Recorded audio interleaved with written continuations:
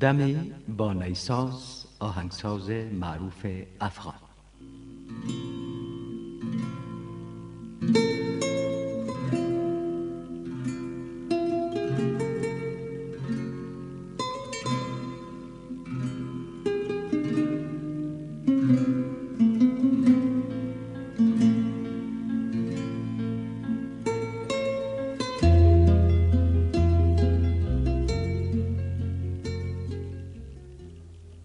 غلام حیدر نیساز آهنگساز چیره دست کشور ماست که از سالیان دراز بدین سو در کشور هالند زندگی می کند.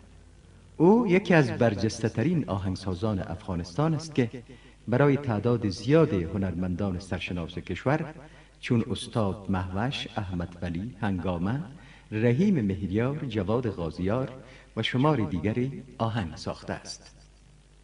غلام حیدر نیساز اگرچه در مهاجرت و دور از کشور به سر میبرد، اما باز هم از فعالیت‌های هنری خود دور نمانده و با هنرمندان پرآوازه کشور در هر گوشه و کنار دنیا در تماس بوده و همکنون مشغول ساختن آهنگ برای هنرمندان افغان در خارج از کشور میباشد و آهنگ‌های جدیدی برایشان تهیه می‌کند.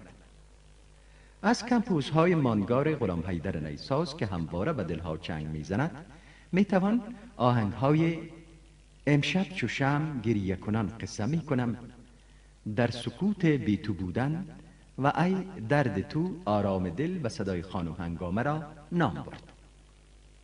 به نظر غلام حیدر نیساز برای حفظ آهنگهای فولکلوریک و محلی لازم است بازخوانی‌ها با استفاده از آلات موسیقی فولکلوریک صورت بگیرد و این امر به پاسداری از اصالت این سبک موسیقی کمک خواهد کرد. به گفته آقای نیساز، سازها و آلات موسیقی فولکلوریک نیز به اندازه خود آهنگ اهمیت دارد که باید در حفظ و نگهداریشان سعی و تلاش همه جانبه صورت گیرد. جواد غازیار، هنرمند شناخته شده کشور، در مورد کمپوز آهنگهایش گفته است: بیشتر آهنگهایی را که تاکنون سروده‌ام از ساخته‌های کمپوزیتور توانای کشور غلام حیدر نیساز می باشد. محمد یوسف بنا، شاعر خوب کشور، در وصف غلام حیدر نیساز شعر زیبایی را سروده است که اینک ابیات از آن را به خوانش می گیرم.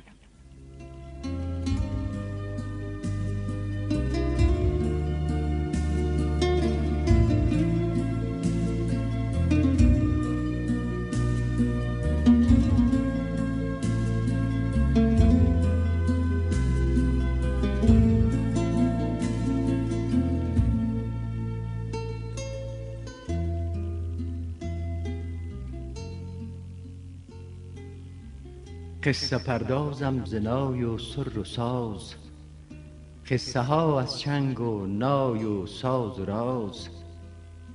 نی کند با سوز خود درمان درد، چون حکیم حاذق است این دلنواز. نی کند افسون کشد غم را ز دل، خود درون سینه اش خالی ز آز. از نیستان نی بگیر و نی بساز، از نیستان نی بگیر و نی بساز، تا شوی همراز و همدم از گداز.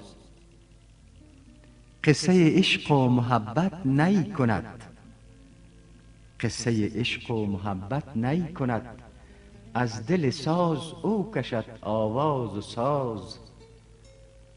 همنشین نی که شد از چنگ و دف، دل به ذکر هو و چشم از گریه باز.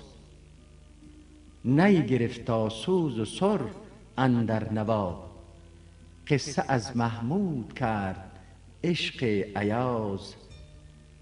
از نی و نیساز بگویم چند سخن، از نی و نیساز بگویم چند سخن. نام غلام حیدر گرفت از نی جواز. ساز و آهنگساز شد صاحب مقام، تال و تات را روح داد آن روح نواز. جامعه هنری کشور به خود می بالد که بار دیگر این آهنگساز خوب کشور برای دیدن یار و دیار و بستگان و دلبستگان هنرش و وطن برگشته و افتخار دیدرش را به هنردوستان بخشیده است. عکس، داستان کوتاه نوشته رهنورد زریاب.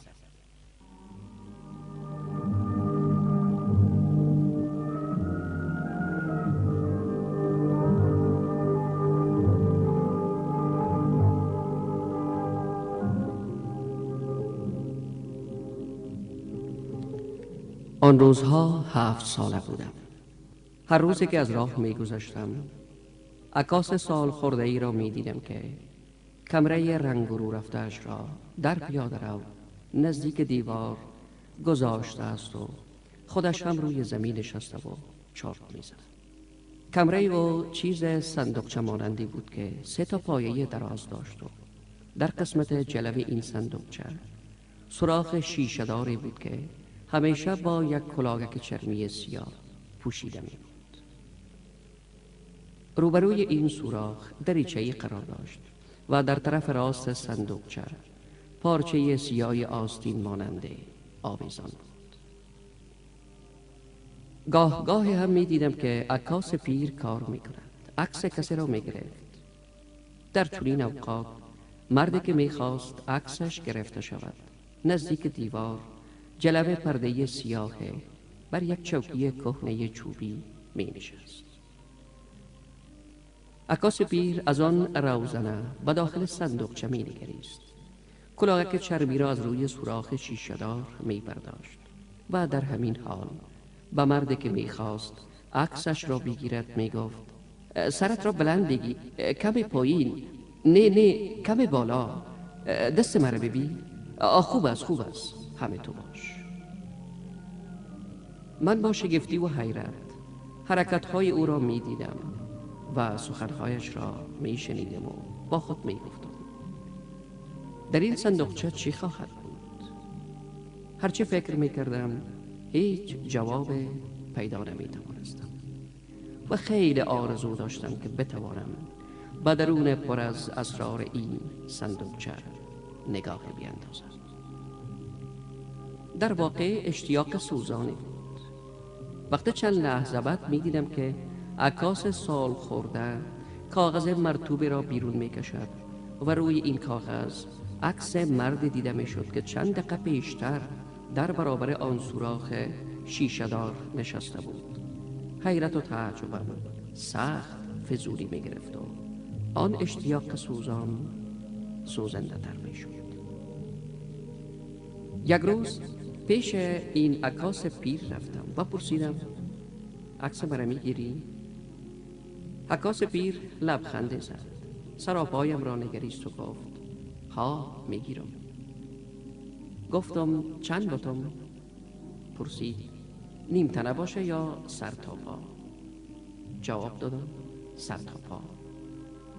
گفت یک دانه باشه؟ گفتم ها یک دانه. گفت شش افغانی میشه.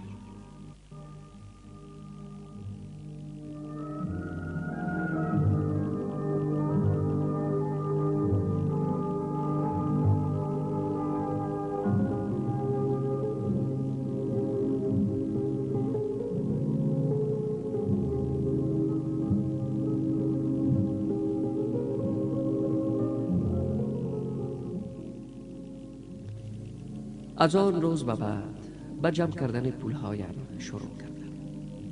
میخواستم که 6 افغانی شود تا عکسم را بگیرم.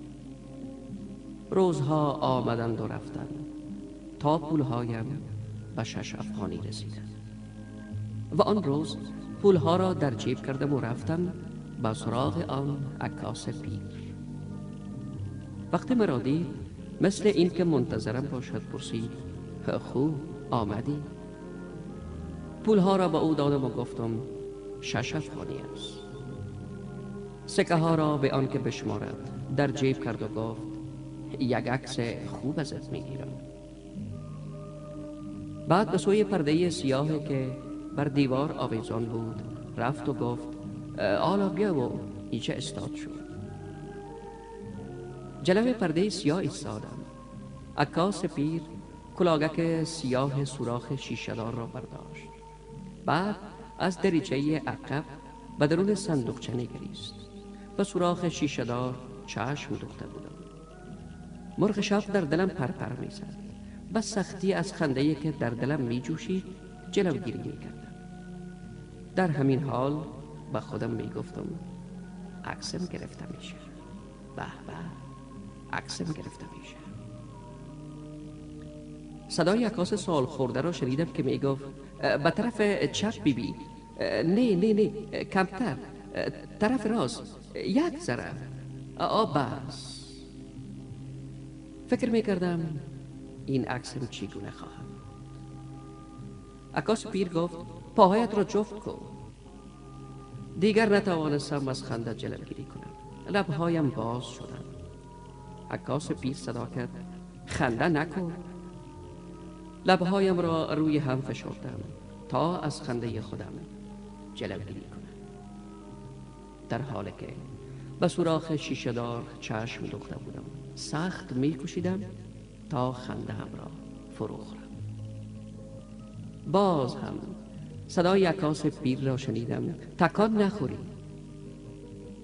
نفسم را در سینه حبس کردم و مثل مجسمه خشک و بی حرکت ماندم. عکاس سال خورده چشمش را از دریچه برداشت و سوراخ شیشه‌دار را با کلاگک چرمی بست. بعد نزدیکم آمد و سراپایم را نگریست و تکرار کرد تکان نخوری. یک بار دیگر خنده در دلم جوشید. برای اینکه جلوه خنده‌ام را بگیرم لبهایم را بیشتر روی هم فشردم.